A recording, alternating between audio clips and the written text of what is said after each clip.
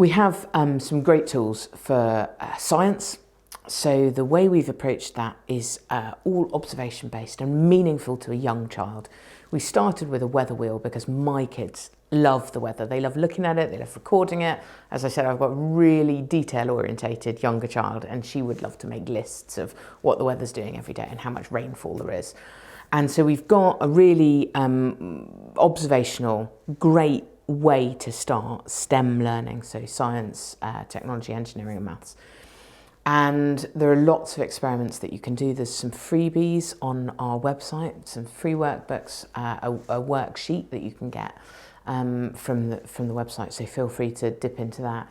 And then from that position of observational science, we're developing other tools. So we have a colour wheel, which is really important, we think, as the child's developing their artistic work, that they understand how colour works together, how it can oppose each other, and from that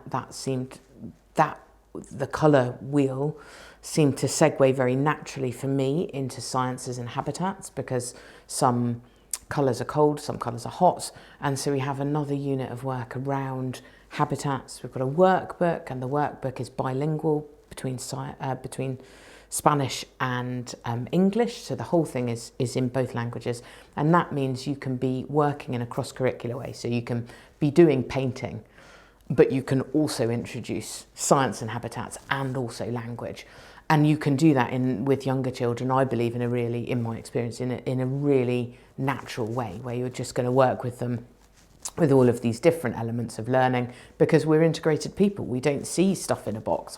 It's all in my head, certainly, and in my children's learning, it's all been very connected. And again, the tools are designed to pick up, put down, so you can have the weather wheel completely on its own, or you can download all of the free worksheets, or you can pick up the colour wheel as a wooden tool, or you can pick up all of it all together.